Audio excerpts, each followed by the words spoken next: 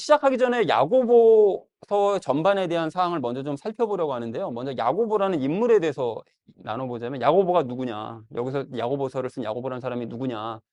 그래서 이거를 모르는 분들도 있더라고요. 그래서 야고보가 누군가 하면 야고보서를 기록한 사람은 예수님의 동생이요. 갈라디아서 1장 19절에서 기둥같이 여기는 야고보라고 돼 있죠. 그러니까 그 예수님의 동생이자 그리고 예루살렘 교회를 이끌었던, 근데 베드로가 처음에는 예루살렘 교회를 이끌었었고 그 다음에 수장으로 자리 잡은 사람이 야고보였습니다. 그래서 우리가 여러분 예전에 사도행전 살펴봤을 때 바울이 3차 여행 마치고 예루살렘으로 들어갔잖아요. 그때 들어갔을 때 수장으로 있었던 사람이 누구였죠? 야고보였잖아요. 그래서 야고보한테 가서 이제 보고를 하고 너가 가서 지금 그 서운한 사람들이 있으니까 가서 네가 함께 제사 드려주면 유대인들이 너에 대한 오해를 풀 거다. 이렇게 얘기해줬던 사람이 야고보였습니다. 그게 이제 21장 18절에서 그 얘기가 나오고 있죠. 그래서 예루살렘 교회를 이끌었던 수장 야고보가 이 야고보서를 기록한 것입니다. 자, 야고보서의 그 대상에 대해서 살펴보려고 하는데 누구에게 보낸 편지냐? 1차적으로는 유대인들을 대상으로 보낸 편지입니다. 이 1장 1절에 우리가 잠시 후에 볼 때 나올 건데 일단 유대인들을 대상으로 쓴 편지다. 그런데 우리가 잘 아시는 것처럼 모든 서신서가 다 그렇잖아요. 1차적으로는 누구에게 목적하는 사람들이 있지만 그 2차적으로는 서신을 읽는 모든 그리스도인들이 대상인 거죠. 그러니까 우리에게도 당연히 해당되는 말씀입니다. 자, 그리고 마지막으로 야고보서의 내용을 이제 살펴볼 건데 이게 좀 중요한데 그 야고보서는 행함을 강조합니다. 행함을 굉장히 많이 강조합니다. 아주 너무 무섭도록 강조합니다. 자, 그런데 이러한 특징을 로마서나 히브리서를 보면 아주 믿음을 엄청 강조하고 계시잖아요. 그러니까 로마서나 히브리서의 그 믿음과 비교를 하면서 그 기독교 교리에 위배된다고 생각하는 경우가 있어요. 그러니까 신약 성경, 특히 그 신약 성경의 모든 주제는 결국 믿음인데 믿음에 대해서 얘기하지 않고 왜 행함에 대해서 얘기를 하냐. 그래가지고 종교개혁자인 루터는 야고보서를 쓰레기 서신이라고 그랬습니다. 근데 완전히 잘못된 시선입니다. 잘못된 생각입니다. 그러니까 겉에만 보고 피상적으로만 보고 성경을 잘못 해석한 거예요. 루터조차도. 그렇게 생각하면 안 되고, 그러니까 예수님을 믿는 사람은 그에 합당한 행위가 나타나야 마땅하다는 거예요. 야고보가 강조하고 싶은 게 그거죠. 너희가 진짜 믿음을 갖고 예수님 진짜로 믿냐? 그러면 이런 행동이 나타나는 게 마땅한 거지. 라고 얘기를 하는 거죠. 그러니까 믿는다고 말만 하고 실제로 안 믿는 사람이 너무 많았기 때문에 이게 열매로 나타나야 되는 거다. 이게 안 보이면 너희는 믿음으로 의심해 봐야 된다라는 거를 강조하기 위해 쓴 게 야고보서고 예수님의 믿음으로 행위가 되어져야 된다.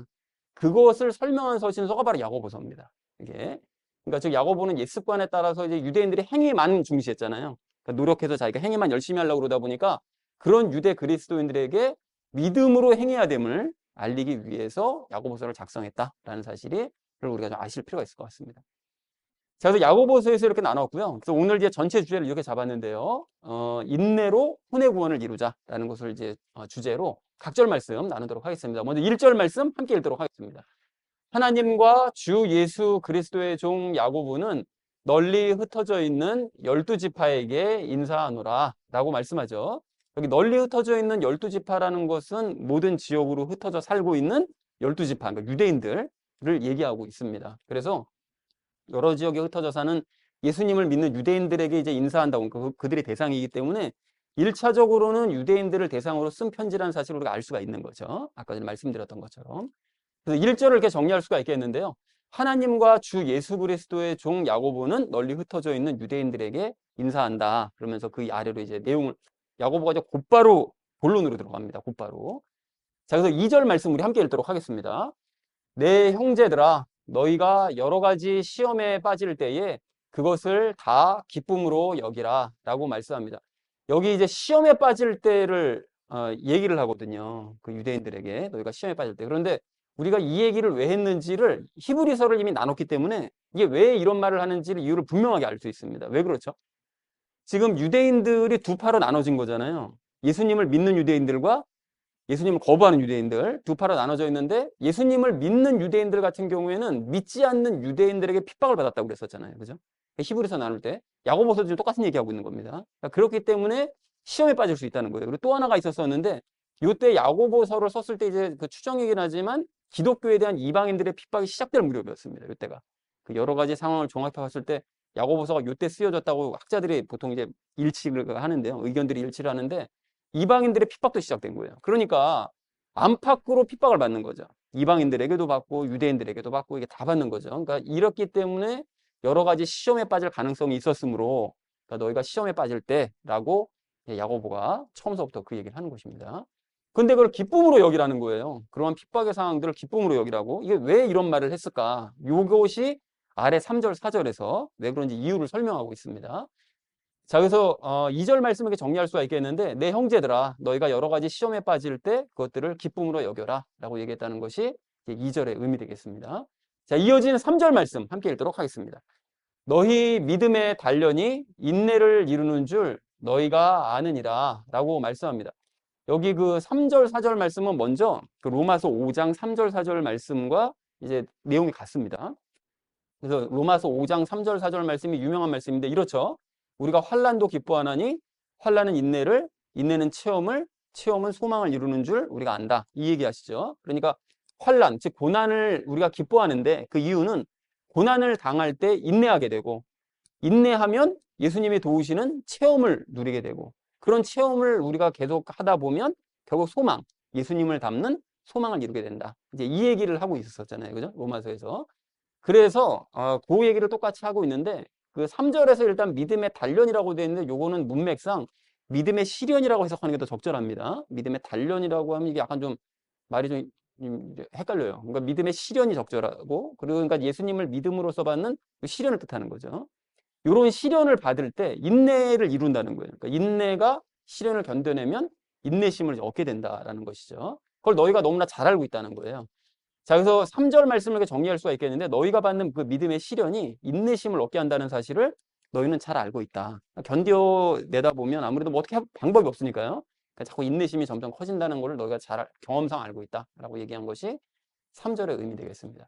자, 마지막 4절 말씀 함께 읽도록 하겠습니다. 오직 인내를 완전히 이루라. 이것은 너희가 완전하고 완벽하여 아무것도 부족함이 없게 하려 함이라 라고 말씀합니다. 여기 그 인내를 완전히 이루라고 얘기하는데 3절에 이어서요. 그러니까 핍박의 상황 중에 너희가 인내하면 그 핍박의 상황이 너희를 인내심을 키우는 거 알고 있을 텐데 그런 상황 중에 인내하고 또 인내하고 끝까지 인내하라는 거예요. 그거를 막 뭐 도망가거나 도피하거나 하지 말고 그냥 감내하라는 거예요. 계속. 자, 그렇게 되면 뭐가 좋으냐? 너희가 완전하고 완벽하게 된다는 것이죠. 즉, 너희의 혼이 완전하고 완벽하게 될 수 있다는 거예요. 그러면 아예 저게 가능한가? 혼의 구원이 이루어진다는 거거든요. 그럼 아예 그게 가능한가? 사람이 이 땅에 살 때? 라고 생각할 수 있는데 핍박의 상황 중에 가능한 거예요. 핍박의 상황에 도망치지 않고 믿음으로 견딘 사람들은 이 혼의 구원이 이루어진다라고 성경 곳곳에서 증거하고 계십니다.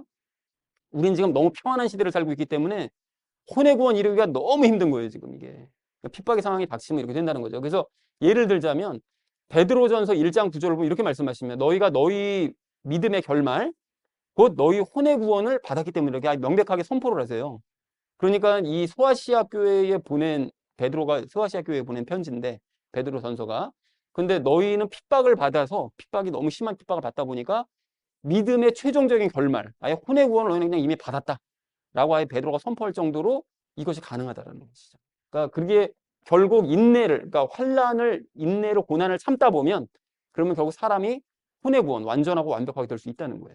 이렇게 이거를 그렇게 될 수 있기 때문에 그래서 너희가 아무런 부족함이 이제 없게 될 것이다. 부족함이 없다라는 것은 새 예루살렘에 들어가기에 전혀 부족함이 없는 거예요. 완벽하게 이제 혼의 구원이 이루어졌으니까. 그래서 2절에서 기뻐하라고 말한 것입니다.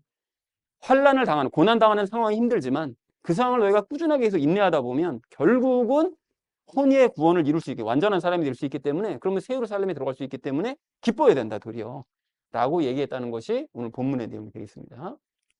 자, 그래서 4절을 이렇게 정리할 수가 있겠는데요. 계속 인내해라. 이것은 너희의 혼이 완전하게 되어서 새 예루살렘에 들어가기에 아무 부족함이 없게 하려는 것이다 라고 얘기했다는 것이 4절의 의미가 되겠습니다.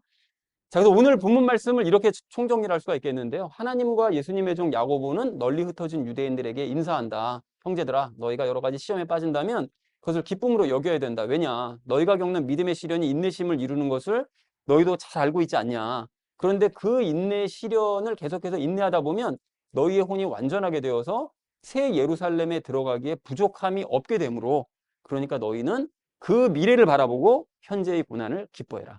라고 얘기했다는 것이 이제 오늘 본문 전체 내용이 되겠습니다. 자, 그래서 고난에 대처하는 이 태도와 관련돼서 좀 오늘 세 가지 이야기를 나누려고 하는데요. 첫 번째로는 기쁨에 대해서, 두 번째로는 인내에 대해서, 마지막 세 번째로는 부족함 없는 삶에 대해서 함께 말씀을 나누도록 하겠습니다. 그래서 오늘의 결론이요, 인내로 혼의 구원을 이루자라는 것을 주제로 나머지 말씀은 삶에 적용하면서 함께 말씀 나누도록 하겠습니다.